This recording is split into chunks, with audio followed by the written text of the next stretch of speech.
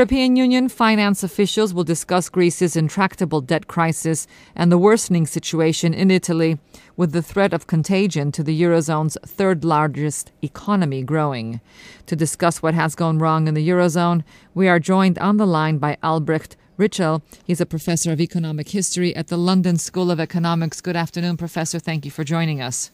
Now, Professor ritschl, what has gone wrong in the Eurozone? What has gone wrong is, well, many things. One thing that has gone wrong is that after the introduction of the euro, credit was being extended quite cheaply and quite generously without much regard to capacity to borrow and capacity to pay back. Well, quite obviously we are now facing a debt crisis or a lingering debt crisis, and we need to get out of this somehow. Now, Greece last year borrowed 110 billion euros from the European Union and the International Monetary Fund. The government has said that more funds are required to prevent the country from defaulting on its debt payments in the future. Now, why is this the case? What went wrong with the first loan? Probably nothing really went wrong with the first loan. There are two components to this. One is that debt needs to be rolled over periodically, simply because certain bonds or certain credits just have limited maturity and become due at some point.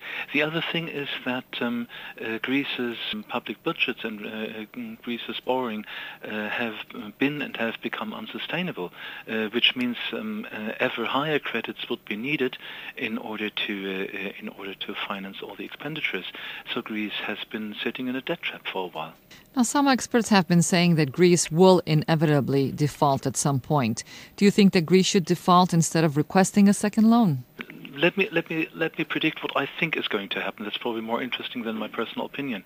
What is going to happen in the medium term, I think, is that we are going to see some attempt to work out a debt reduction or a debt realignment or a haircut, as it is often called.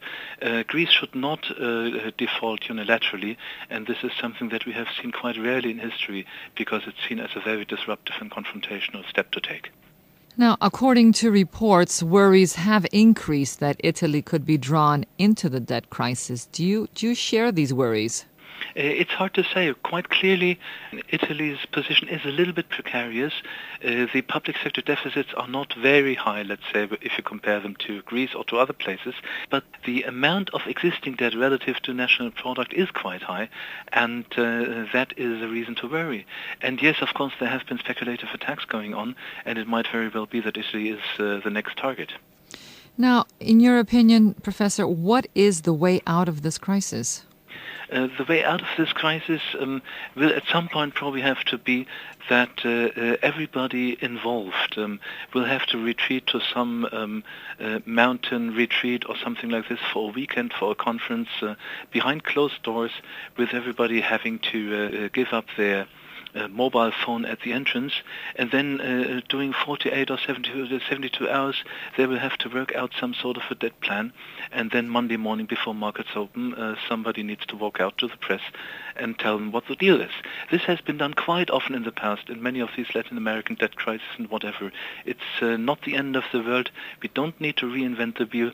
There are procedures for this, and I predict that something like this is going to happen in these cases too. In an interview with